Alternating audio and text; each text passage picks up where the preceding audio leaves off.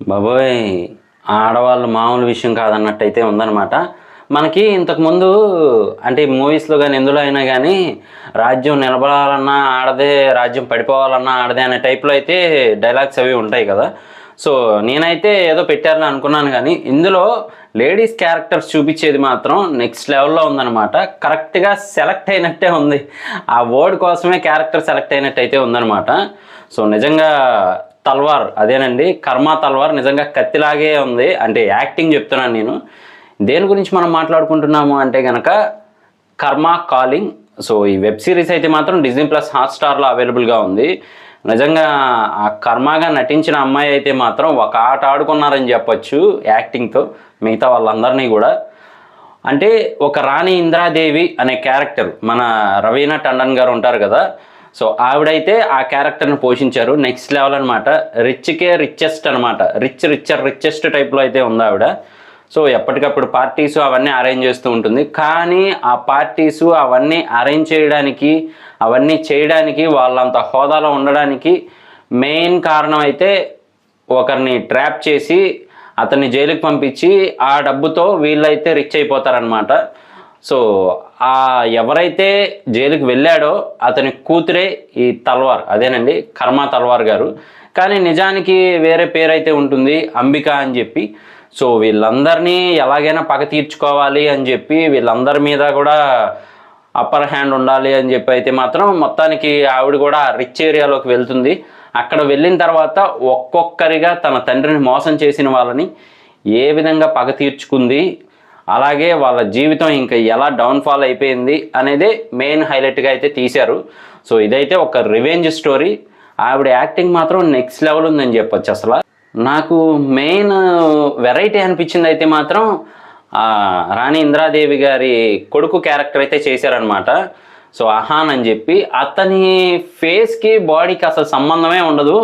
భలే వెరైటీగా చూపించారని చెప్పచ్చు. చూడడానికి మాత్రం హెవీగా ఉంటాడు పర్సనాలిటీతో ఆయన, కానీ ఫేస్ భలే క్యూట్గా ఉంటుందన్నమాట.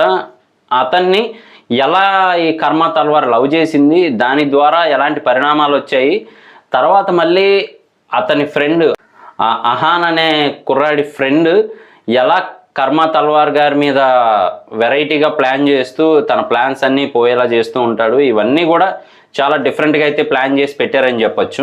మెయిన్లీ ఏంటంటే డైరెక్షను. అంటే ఏ క్యారెక్టర్కి ఆ క్యారెక్టరు, ఈ క్యారెక్టర్ ఇలా బిహేవ్ చేస్తుంది, ఇలా యాక్ట్ చేస్తుంది, ఇవన్నీ కూడా క్లియర్ కట్గా అయితే డైరెక్టర్ ఎక్స్ప్లెయిన్ చేసి చెప్పారు మనకి.